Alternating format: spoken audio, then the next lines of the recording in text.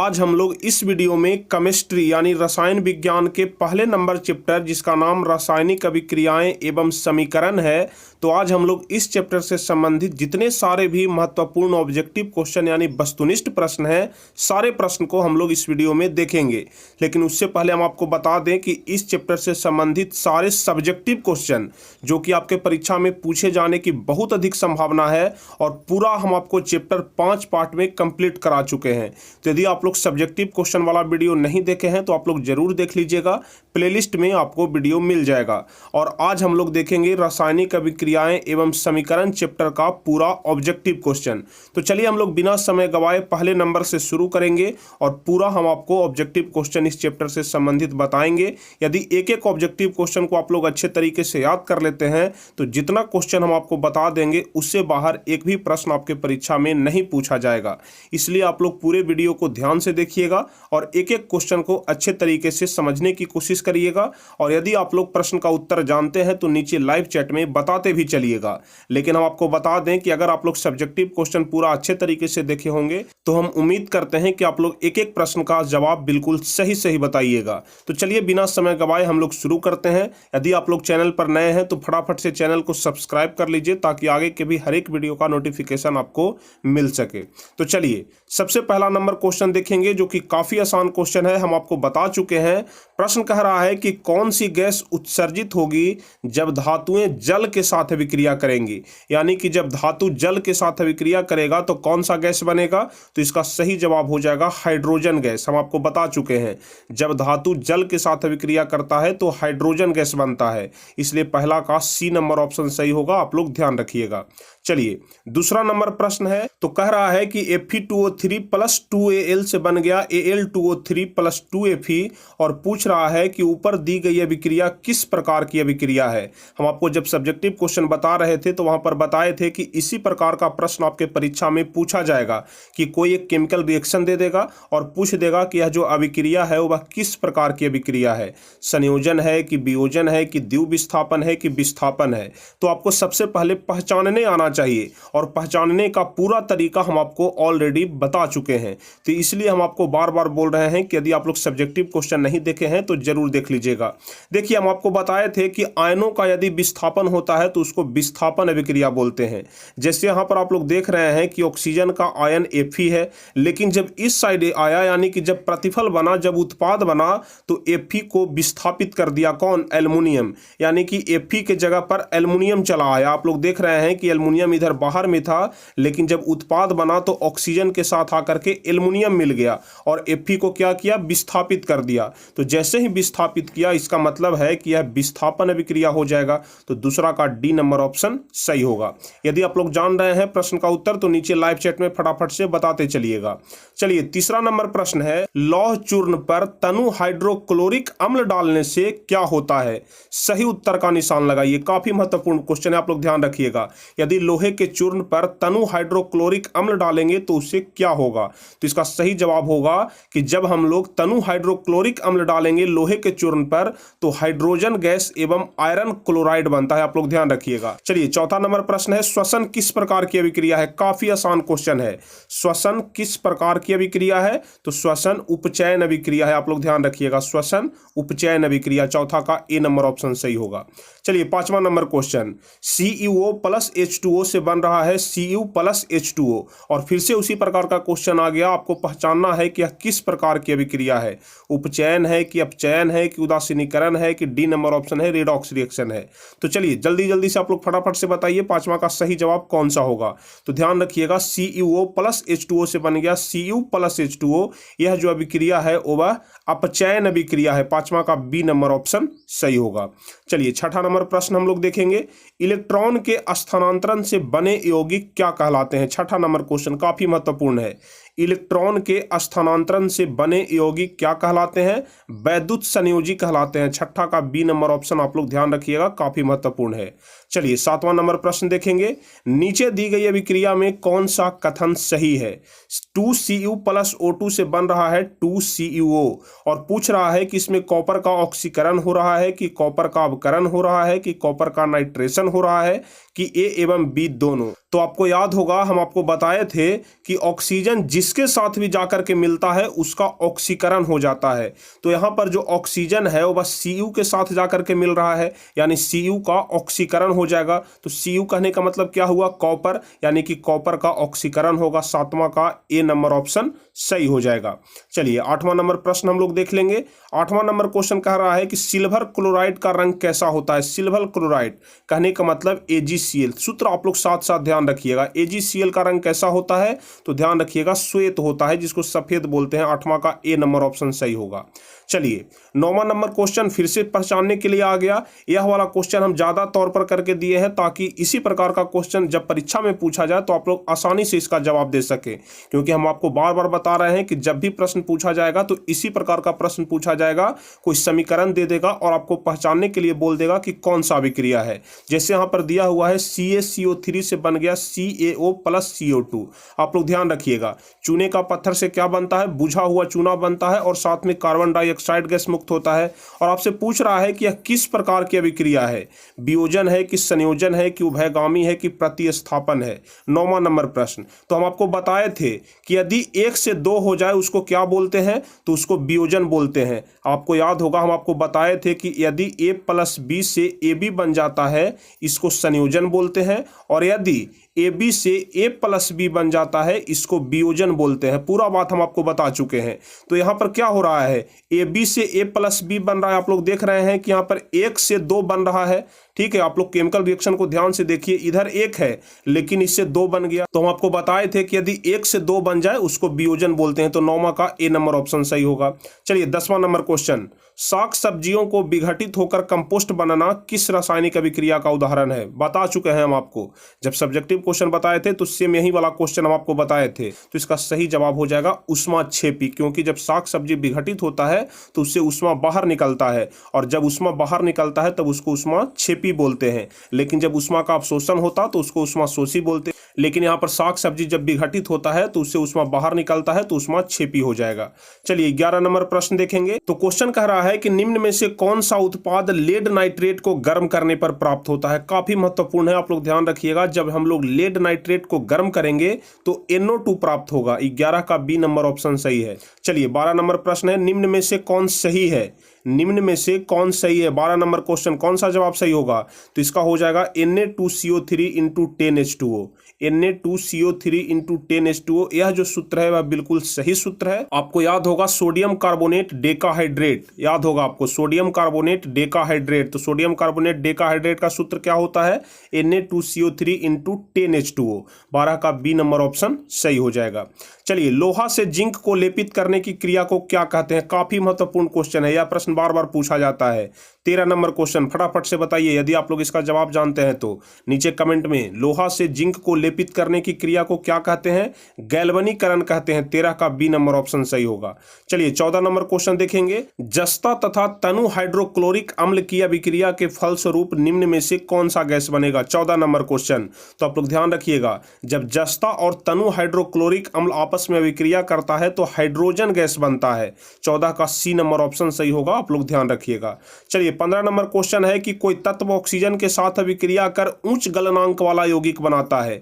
मान लिया कि कोई भी तत्व है वह ऑक्सीजन के साथ जब अभिक्रिया कर रहा है, जब O2 के साथ अभिक्रिया कर रहा है तो वह उच्च गलनांक वाला यौगिक बना रहा है, तो वह यौगिक जल में विलेय है। जब अभिक्रिया करता है तो जो यौगिक बनता है वह यौगिक जल में विलेय है, यानी कि जल में घुल जाता है। तो पूछ रहा है कि वह कौन सा तत्व है जो ऑक्सीजन के साथ अभिक्रिया किया, उस तत्व का नाम क्या है?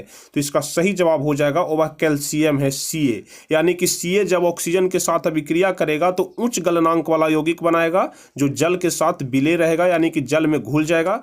तो वह तत्व कौन सा है? कैल्शियम है, जिसका संकेत Ca होता है, यानी कि 15 का ए नंबर ऑप्शन सही होगा। चलिए 16 नंबर क्वेश्चन फटाफट से हम लोग देखेंगे। निम्नलिखित अभिक्रियाओं में अपघटन की अभिक्रिया कौन सी है? यहाँ पर 4 जो अभिक्रिया दिया गया है, इसमें से अपघटन की अभिक्रिया कौन सा है? तो यहाँ पर ध्यान रखिएगा, सी नंबर ऑप्शन जो है वह अपघटन की अभिक्रिया है। 2 के ClO3 से बन गया 2 के Cl प्लस में 3O2, आप लोग ध्यान रखिएगा। 16 का सी नंबर ऑप्शन सही होगा। चलिए 17 नंबर क्वेश्चन, नीचे दी गई अभिक्रिया के संबंध में कौन सा कथन सत्य है? ZnO प्लस C से बन गया Zn प्लस CO। फटाफट से बताइए, यहाँ पर कार्बन जो है वह उपचयित हो रहा है। यहाँ पर क्या हो रहा है? कार्बन उपचयित हो रहा है, तो ए नंबर ऑप्शन सही हो जाएगा, 17 का ए नंबर ऑप्शन। चलिए 18 नंबर क्वेश्चन हम लोग देखेंगे। निम्नलिखित में कौन द्विविस्थापन अभिक्रिया है? तो इस क्वेश्चन को तो आप लोग देखते के साथ ही पहचान गए होंगे कि इसका सी नंबर ऑप्शन सही होगा, क्योंकि सबसे पहला द्विविस्थापन को पहचानने का तरीका है कि इधर भी 2 होना चाहिए और इधर भी 2 होना चाहिए, और Ag के जगह पर Na चला जाएगा और Na के जगह पर Ag चला आएगा। तो आप लोग देख रहे हैं कि NO3 के पहले जो Ag लगा हुआ है, अब NO3 के पहले Na लग गया, और जहाँ Cl के पहले Na लगा हुआ था, अब Cl के पहले Ag लग गया। तो कुल मिलाकर के इसका सी नंबर ऑप्शन सही हो जाएगा, जो कि द्विविस्थापन अभिक्रिया है। चलिए 19वां नंबर प्रश्न, निम्नलिखित अभिक्रियाओं में से कौन विस्थापन अभिक्रिया है? यहां पर आपको बताना है कि कौन है जो कि विस्थापन अभिक्रिया है। तो यहां पर सी नंबर ऑप्शन में आप लोग देख लीजिए, Fe के जगह Cu आ गया है और Cu के जगह Fe आ गया है। जब इस तरफ करेंगे, यहां पर Fe प्लस CuSO4 है, लेकिन जब इस तरफ हुआ, यानी कि जब उत्पाद बना, तो FeSO4 हो गया और Cu को विस्थापित कर दिया। इधर CuSO4 के साथ में था, लेकिन जब इधर आया तो वह विस्थापित हो गया, यानी कि सी नंबर ऑप्शन विस्थापन अभिक्रिया है। चलिए 20वां नंबर प्रश्न देखेंगे। लौह चूर्ण पर यदि तनु हाइड्रोक्लोरिक अम्ल की अभिक्रिया करेंगे तो क्या हो जाएगा? यह वाला प्रश्न हम आपको ऊपर में बता चुके हैं कि हाइड्रोजन गैस एवं आयरन क्लोराइड बनता है, AgCl बनता है, आप लोग ध्यान रखिएगा। तो 20 का ए नंबर ऑप्शन सही होगा। चलिए 21वां नंबर प्रश्न है कि निम्नलिखित में कौन एक अपघटन अभिक्रिया का उदाहरण नहीं है? देखिए यहाँ पर नहीं है पूछ रहा है कि निम्नलिखित में कौन एक अपघटन अभिक्रिया का उदाहरण नहीं है। तो इसका सही जवाब कौन सा हो जाएगा? 2 ऑप्शन आप लोग यहाँ पर देख रहे हैं और 2 ऑप्शन नीचे दिया हुआ है, और पूछ रहा है कि इसमें अपघटन अभिक्रिया का उदाहरण कौन नहीं है। तो यहाँ पर CaCO3 से बन गया CaO प्लस CO2, यह तो अपघटन अभिक्रिया का उदाहरण है। बी नंबर ऑप्शन भी अपघटन अभिक्रिया का उदाहरण है, लेकिन सी नंबर ऑप्शन आप लोग देख रहे होंगे कि यह अपघटन अभिक्रिया का उदाहरण नहीं है, इसलिए सी नंबर ऑप्शन इसका सही जवाब होगा। चलिए 22वां नंबर प्रश्न है, निम्नलिखित में कौन एक रेडॉक्स अभिक्रिया है? रेडॉक्स अभिक्रिया के बारे में हम आपको बता चुके हैं कि ऑक्सीकरण और अवकरण दोनों मिल करके रेडॉक्स रिएक्शन बनाता है। तो 22 का सही जवाब कौन सा हो जाएगा? CaO प्लस 2HCl से बन गया CaCl2 प्लस में जल बनता है, H2O बनता है। तो 22 का सी नंबर ऑप्शन सही हो जाएगा। चलिए 23वां नंबर प्रश्न है, निम्नलिखित में कौन एक दहन की अभिक्रिया है? दहन की अभिक्रिया क्या है? दहन के लिए हम आपको पूरा बात बता चुके हैं, हम आपको बढ़ा चुके हैं, तो बताइए जल्दी से, दहन की अभिक्रिया इसमें से कौन सा है? पेट्रोल का जलना दहन अभिक्रिया है, आप लोग ध्यान रखिएगा। 23 का सी नंबर ऑप्शन सही हो जाएगा। चलिए 24 नंबर प्रश्न देखेंगे। रासायनिक अभिक्रिया के दौरान किसी पदार्थ में ऑक्सीजन का योग यानी ऑक्सीजन का वृद्धि क्या कहलाता है? हम आपको बताए थे कि जब ऑक्सीजन का वृद्धि हो और हाइड्रोजन का ह्रास हो तो उसको क्या बोलते हैं? तो उसको क्या बोलते थे? उपचयन बोलते थे, आप लोग को ध्यान भी होगा। जब ऑक्सीजन का वृद्धि हो और हाइड्रोजन का ह्रास हो उसको उपचयन बोलते हैं, लेकिन जब हाइड्रोजन का वृद्धि हो और ऑक्सीजन का ह्रास हो तो अब उसको अपचयन बोलेंगे। लेकिन यहाँ पर ऑक्सीजन का योग हो रहा है, ऑक्सीजन का वृद्धि हो रहा है, इसलिए यह उपचयन हो जाएगा। 24 का बी नंबर ऑप्शन सही होगा। चलिए निम्नलिखित कथनों में कौन असत्य है? देख लीजिए आप लोग ध्यान से, सत्य है नहीं पूछ रहा है बल्कि असत्य है, यानी कि कौन गलत है। तो चलिए बारी बारी से हम लोग पढ़ लेते हैं। ऑक्सीकरण में ऑक्सीजन किसी पदार्थ से जुड़ते हैं, यह बात तो बिल्कुल सही है कि जब ऑक्सीजन किसी पदार्थ से जुड़ता है तो उसका ऑक्सीकरण हो जाता है। अवकरण में हाइड्रोजन किसी पदार्थ से जुड़ते हैं, यह भी बिल्कुल सत्य है। आपको याद होगा कि जब किसी पदार्थ के साथ ऑक्सीजन जुड़ता है तब उसका ऑक्सीकरण होता है, और जब हाइड्रोजन जुड़ता है तब उसका अवकरण होता है। लेकिन ऑक्सीकारक खुद को ऑक्सीकृत करते हैं, यह बात बिल्कुल गलत है। कभी भी ऑक्सीकारक खुद को ऑक्सीकृत नहीं करते हैं, इसलिए सी नंबर ऑप्शन इसका सही जवाब होगा। चलिए 26 नंबर प्रश्न है कि किसी यौगिक से रासायनिक अभिक्रिया में हाइड्रोजन का हटना क्या कहलाता है? रासायनिक अभिक्रिया में हाइड्रोजन का हटना क्या कहलाता है? उपचयन अभिक्रिया कहलाता है, आप लोग ध्यान रखिएगा। बी नंबर ऑप्शन सही होगा। किसी यौगिक से रासायनिक अभिक्रिया में हाइड्रोजन का हटना उपचयन अभिक्रिया कहलाता है। चलिए 27 नंबर प्रश्न देखेंगे। क्वेश्चन कह रहा है कि किसी वस्तु को हवा में जलने के लिए एक निश्चित न्यूनतम तापमान की आवश्यकता होती है, उसको क्या कहते हैं? तो उसको ध्यान रखिएगा, प्रज्वलन ताप कहते हैं। 27 का ए नंबर ऑप्शन सही हो जाएगा। ठीक है, प्रज्वलन ताप। चलिए अगला नंबर प्रश्न 28 नंबर प्रश्न देखेंगे हम लोग। एक भूरे रंग का चमकदार तत्व X को वायु की उपस्थिति में गर्म करने पर वह काले रंग का हो जाता है, तो उस तत्व का क्या नाम है? यानी कि कौन सा तत्व है जो कि वायु की उपस्थिति में यदि हम लोग गर्म करेंगे तो वह काले रंग का हो जाएगा? तो इसका सही जवाब कॉपर यानी Cu हो जाएगा। सी नंबर ऑप्शन सही जवाब होगा। चलिए 29 नंबर प्रश्न देखेंगे। Na2SO4 प्लस BaCl2 से बन गया BaSO4 प्लस 2AnCl।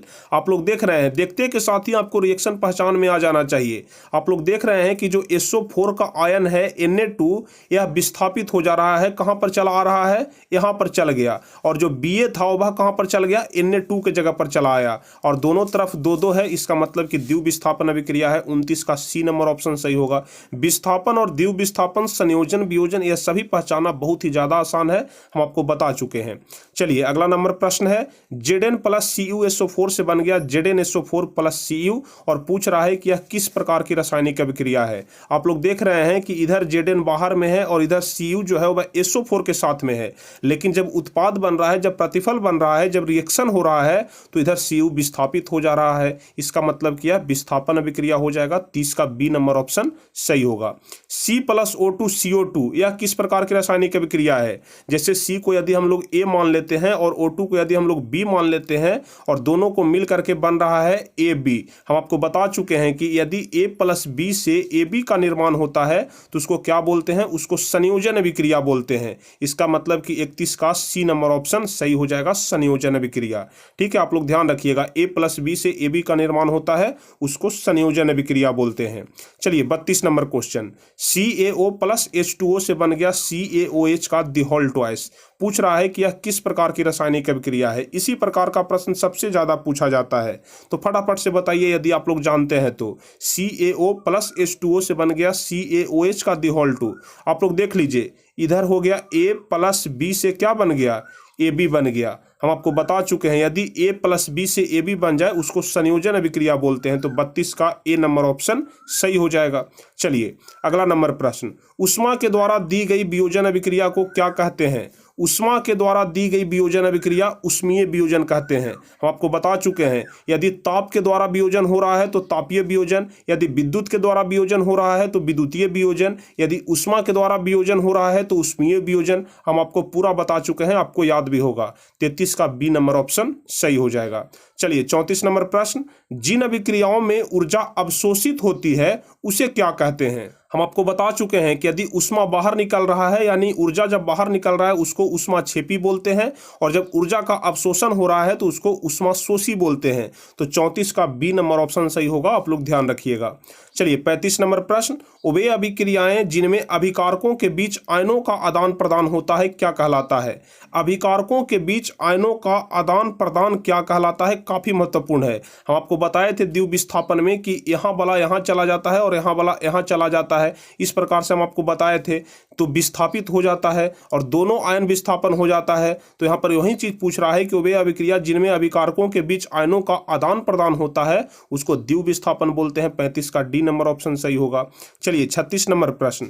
जब कोई धातु अपने आसपास अम्ल, आर्द्रता आदि के संपर्क में आती है तब यह संक्षारित होती है, और इस प्रक्रिया को क्या बोलते हैं? काफी महत्वपूर्ण प्रश्न है, आप लोग ध्यान रखिएगा। जब कोई धातु अपने आसपास अम्ल या फिर आर्द्रता आदि के संपर्क में आती है और यह संक्षारित होने लगती है, तो जाहिर सी बात है जब संक्षारित हो रहा है तब इसको संक्षारण बोलेंगे। तो संक्षारण कौन सा ऑप्शन में है? सी नंबर ऑप्शन में है, इसलिए इसका सी नंबर ऑप्शन ही सही हो जाएगा। चलिए 37 नंबर प्रश्न। रासायनिक अभिक्रिया के दौरान किसी पदार्थ में ऑक्सीजन का ह्रास क्या कहलाता है? हम आपको बता चुके हैं, आपको याद होगा कि जब ऑक्सीजन का ह्रास हो रहा है और हाइड्रोजन की वृद्धि हो रहा है तब उसको क्या बोलते हैं? उसको अपचयन बोलते हैं। लेकिन जब हाइड्रोजन का ह्रास हो रहा है और ऑक्सीजन का वृद्धि हो रहा है, उस समय उसको उपचयन बोलेंगे। लेकिन यहाँ पर ऑक्सीजन का ह्रास हो रहा है, इसलिए अपचयन हो जाएगा। 37 का बी नंबर ऑप्शन सही होगा। चलिए 38 नंबर प्रश्न देखेंगे। अवक्षेपण अभिक्रिया से किस प्रकार का लवण प्राप्त होता है? अवक्षेपण अभिक्रिया के बारे में भी हम आपको बता चुके हैं सब्जेक्टिव क्वेश्चन में। तो बताइए अवक्षेपण अभिक्रिया से किस प्रकार का लवण प्राप्त होता है? तो इसका सही जवाब होगा अविलेय लवण, यानी कि जो जल में नहीं घुलेगा। अविलेय जो जल में नहीं घुलता है और विलेय उसको कहते हैं जो जल में घुल जाता है। तो अवक्षेपण अभिक्रिया के फलस्वरूप अविलेय लवण प्राप्त होता है।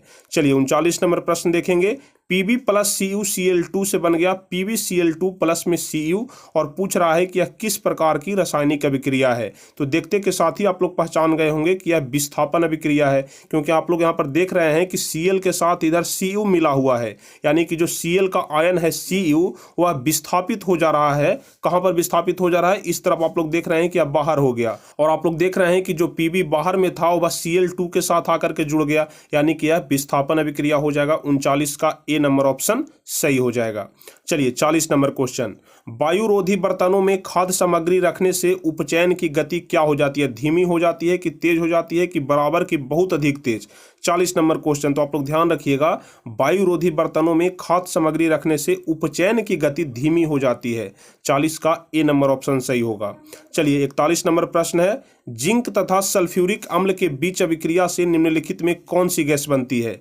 जिंक तथा सल्फ्यूरिक अम्ल यानी कि Zn plus H2SO4, Zn plus H2SO4 जब अभिक्रिया करेगा तो कौन सा गैस बनेगा? तो हम आपको बता चुके हैं कि हाइड्रोजन गैस बनेगा। क्या बनेगा? हाइड्रोजन गैस बनेगा। हम आपको बता चुके हैं कि जब कोई धातु जब अम्ल के साथ अभिक्रिया करता है तो हाइड्रोजन गैस निकलता है, हम आपको बता चुके थे और अलग से करके हम आपको बताए थे, इसलिए 41 का सी नंबर ऑप्शन सही हो जाएगा। चलिए 42 नंबर क्वेश्चन देखेंगे।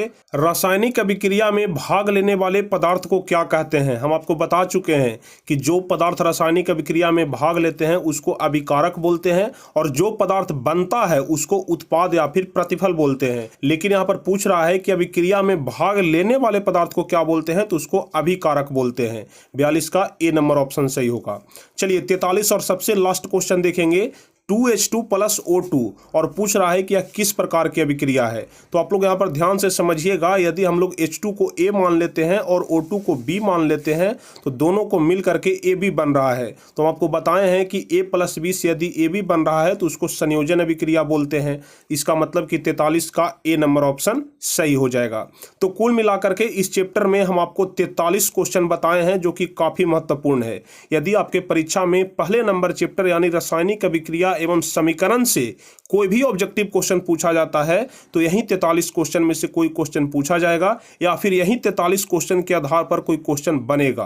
तो आप लोग ध्यान रखिएगा, यदि आप लोग को 43 क्वेश्चन यह पूरा अच्छे तरीके से याद है तो फिर आप लोग पहले नंबर चैप्टर से संबंधित कोई भी क्वेश्चन बड़े आराम से बना सकते हैं, बड़े आसानी से बना सकते हैं। तो उम्मीद करते हैं कि यह पूरा वीडियो आपको काफ़ी पसंद आया होगा, एक एक प्रश्न आप लोग अच्छे तरीके से समझ गए होंगे। तो यदि आपको वीडियो अच्छा लगा हो, वीडियो पसंद आया हो, वीडियो से थोड़ा भी मदद मिला हो तो वीडियो को एक लाइक जरूर करिएगा, अपने दोस्तों के बीच अपने ग्रुप्स में शेयर भी करिएगा। और जो भी स्टूडेंट चैनल पर नए हैं तो पहली बार वीडियो देख रहे हैं तो चैनल को जरूर सब्सक्राइब कर लीजिएगा और साथ में बेल आइकन दबा करके नोटिफिकेशन कॉल कर लीजिएगा ताकि आगे के हर एक वीडियो का नोटिफिकेशन आपको मिल सके। तो चलिए फिर मिलेंगे हम आपसे अगले वीडियो में कुछ इसी प्रकार के महत्वपूर्ण वीडियो के साथ, इंपॉर्टेंट वीडियो के साथ। तब तक के लिए जय हिंद, धन्यवाद।